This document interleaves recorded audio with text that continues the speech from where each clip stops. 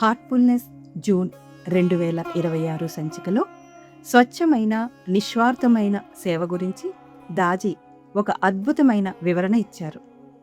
సేవ చేసేవారిలో తాము చేసే సేవ ఎటువంటి కనిపించని మార్పులను తీసుకొస్తుందో ఆ విశేషాలను మనమిప్పుడు తెలుసుకుందాం. నేడు ప్రజలు తాము చేస్తున్న సేవలను అందరికీ తెలిసేలా ఆడంబరంగా ఫోటోలు తీసుకుని ప్రచురించుకుంటున్నారు. నేటి కాలంలో సేవ అనేది ఒక ప్రదర్శన విషయంగా మారిపోయింది. ఒక చేతితో చేసిన దానం మరొక చేతికి తెలియకూడదు అన్న నానుడి మనకందరికీ తెలిసిందే. నిస్వార్థమైన సేవ ఎటువంటి గుర్తింపును ఆశించదు. స్వభావపరంగా సేవ అనేది ఒక నిశ్శబ్ద తరంగం. నిస్వార్థమైన సేవకు మన మాస్టర్లను చక్కని ఉదాహరణగా చెప్పుకోవచ్చు. మిషన్ ప్రారంభమైన తొలి రోజులలో బాబూజీ ఇల్లే ఆశ్రమంగా ఉండేది. తన ఇంటికి వచ్చే అతిథులకు ఎటువంటి లోటు లేకుండా చూసుకునేవారు. అతిథుల కోసం చేతి పంపు నుండి తానే స్వయంగా నీరు తోడి ఆ బకెట్ను స్నానాల గదిలో పెట్టేవారాయన. దక్షిణ భారతదేశ అభ్యాసుల భోజనంలో ఖచ్చితంగా పెరుగు ఉండేలా చూసేవారు. అలాగే యూరప్ అతిథుల కోసం రొట్టె, వెన్న, పచ్చి కూరగాయ ముక్కలు అందుబాటులో ఉంచేవారు. అలాంటి ప్రేమ, శ్రద్ధ ఆయనకు ఎక్కడి నుండి అలవడ్డాయి? ప్రేమ దాని వ్యక్తీకరణ నుండి, వేరుపడని అంతరంగ లోతుల నుండి ఇవి పుట్టుకొచ్చాయి. అలాగే బాబూజీ లాలాజీని సందర్శించిన ఒకానొక సందర్భంలో చల్లారిపోయిన చపాతీలను ఒకే ప్లేట్లో పంచుకుని తిన్నారన్నది మనకందరికీ తెలిసిన విషయమే. ఆ రోజులలో లాలాజీ నామమాత్ర వేతనంతో పనిచేస్తూ ఉండేవారు. అయినప్పటికీ ఆయన తన స్వీయ అవసరాలను పక్కన పెట్టి తన వద్దకు వచ్చిన అభ్యాసులకు ఖచ్చితంగా తేనీరు ఇచ్చేవారు. నేను అన్న అహం తన పట్టుని వీడినప్పుడు ఏమి జరుగుతుందో తెలిపే సంఘటనలు ఇవి. సేవ మార్గాన్ని అనుసరించే వ్యక్తి ఖచ్చితంగా అందరికీ అందుబాటులో ఉండాలి. మీరు ఏ మనస్థితితో ధ్యానంలో కూర్చుంటారు, మీ గుమ్మం వద్దకు వచ్చిన అతిథికి ఎటువంటి స్వాగతం లభిస్తుంది అన్నది కూడా ముఖ్యమైన విషయమే అంటారు బాబూజీ. ఒక ప్రిసెప్టర్ అంతరంగంలో చిరాకుగా ఉండి తన ముందు కూర్చున్న అభ్యాసికి సిట్టింగ్ ఇస్తున్నారంటే అది సిట్టింగ్ ఇవ్వడం కానే కాదు అంటారు ఆయన. ధ్యాన సాధన, ప్రవర్తన ఈ రెండు వేరువేరు అంశాలు కావు. అంతరంగ, బాహ్య ప్రవర్తన ఈ రెండు ఒక నాణానికి రెండు వైపుల వంటివి.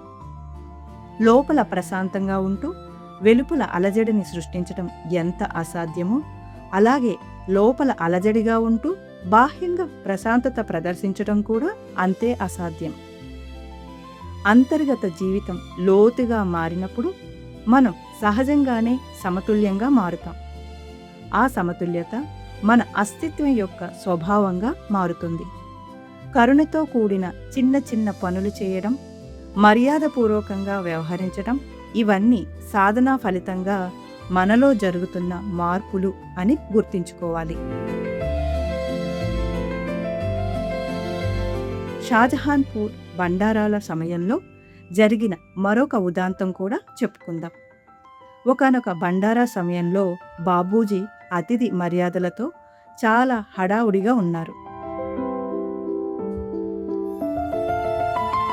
అప్పుడు సమయం రాత్రి 10:30 అయి ఉంటుంది. ఆయన హఠాత్తుగా చారీజీ పడుకుని ఉన్న గది వద్దకు వెళ్ళి తన వెంట రమ్మని భోజనానికి తీసుకువెళ్లారు. ఇక్కడ గమనించవలసిన అంశం ఏమిటంటే, చారీజీని బాబూజీ భోజనం చేశావా అని అడగలేదు. తన ఇంటికి వచ్చిన ఒక అతిథి భోజనం చేయకుండా పడుకున్నాడన్న విషయం ఆయన దృష్టిని దాటిపోలేదు. నిజమైన అందుబాటులో ఉండడం అంటే అదే. అది ఎదుటివారిపై ఉండే ఒక శ్రద్ధా గుణం. ఇతరుల ఆనందంలో పాలు పంచుకున్నట్లే మనం తప్పక వారి బాధల్లో కూడా పాలు పంచుకోవాలి. సేవ చేస్తున్నానన్న ముసుగులో ఒక్కోసారి అహం బారిన పడుతూ ఉండడం సహజం. ఈ అహం అనేది చాలా సూక్ష్మమైనది. తాము అభ్యాసుల హృదయాలను శుభ్రం చేస్తున్నాం కాబట్టి అభ్యాసుల కన్నా తాము శ్రేష్ఠులం అని కొందరు ప్రిసెప్టర్లు భావిస్తూ ఉండవచ్చు. ఇక్కడ మనల్ని వినమ్రంగా మార్చవలసిన ప్రిసెప్టర్ అనే ఒక హోదా దానికి వ్యతిరేకమైన పని చేసింది. అహాన్ని వదిలివేయాలి అని భావించినప్పుడల్లా అది మళ్ళీ ఒక కొత్త రూపంలో తిరిగి వస్తూనే ఉంటుంది. దీనికి భగవద్గీతలో పరిష్కారం సూచించబడింది. అదే నిష్కామ కర్మ. అంటే ఫలితంపై ఆసక్తి లేకుండా పనిచేయడం. ఒక తల్లి రాత్రి పగలు తేడా లేకుండా తన పిల్లలకు అన్నీ సమకూరుస్తుంది. ఆ తల్లి ఏదో దొరుకుతుందని ఆశించి ఆ పని చేయదు కదా. ఇక్కడ అహం అన్న ప్రశ్నకు తావే ఉండదు. ఇతరులపై శ్రద్ధను కలిగి ఉంటే మనలను మనం అంటే స్వీయాను మర్చిపోతాం. నిస్వార్థ సేవకు మన మాధ్యమం హెలెన్ పేరెట్ జీవితం గొప్ప ఉదాహరణ. ఆరోగ్యం క్షీణదశలో ఉన్నప్పుడు కూడా ఆమె తనకు బాబూజీ నుండి అందే విష్పర్స్ను వ్రాయడం ఆపలేదు. ఆరోగ్యరీత్యా తాను ఎంత శ్రమ పడుతున్నా ఆమె నిరంతరం అందుబాటులోనే ఉండేవారు. బండారాల సమయంలో నిశ్శబ్దంగా తన పనిని చేసుకోపోయి అనేక మంది వాలంటీర్లను మనం గమనిస్తూనే ఉంటాం. ఏదో గుర్తింపు లభిస్తుంది అన్న ఉద్దేశంతో వారు ఆ పనిని చేయడం లేదు. వారు నిశ్శబ్దంగా తమ పని చేస్తూ వెళ్తూ ఉన్నప్పుడు వారిలో ఏదో ఒక మార్పు జరిగిపోతూ ఉంటుంది. ఇక్కడ మనం అర్థం చేసుకోవలసింది ఏమిటంటే సేవ దాని స్వచ్ఛమైన రూపంలో ఎటువంటి గుర్తింపును ఆశించదు. ప్రేమించడం అంటే నేను అన్న గుర్తింపును పక్కకు ఉంచి సేవ చేయడం అంటారు బాబూజీ. సేవ అనేది దానిని చేసే వ్యక్తికి ఒక గొప్ప బహుమతి. దయతో కూడిన పనులు మెదడులో కొలవతగిన మార్పులను సృష్టిస్తాయి. ఉల్లాసంగా సంతోషంగా సేవ చేసినప్పుడు దాని రూపాంతర శక్తి అనేక రెట్లుగా పెరుగుతుంది. ఎన్నో సంవత్సరాల అనంతరం ఇంటికి వచ్చిన కొడుకుకు ఎటువంటి సాదర స్వాగతం లభిస్తుందో ధ్యానం కోసం మన తలుపు తట్టే వారికి అటువంటి వెచ్చని స్వాగతమే లభించాలి అంటారు దాజీ. అటువంటి వెచ్చదనం కేవలం లోనుండి పొంగి ప్రవహించే అనుభూతి నుండి మాత్రమే పుట్టుకొస్తుంది. అటువంటి పొంగు మనలో లేదు అనుకుంటే ధ్యానంలో కూర్చొని హృదయాన్ని నింపుకోవాలి. ఆ పరిపూర్ణత నుండి సహజంగా సేవాభావం ఉద్భవిస్తుంది. బలవంతంగా ఎవరితోనూ సేవ చేయించలేమన్న విషయం గుర్తించుకోవాలి. మన మాస్టర్లు ఎటువంటి గుణాలకైతే ఉదాహరణగా నిలిచారో అటువంటి ప్రేమ సరళతలను అలవర్చుకోవడమే నిజంగా మనం చేయగలిగిన సేవ.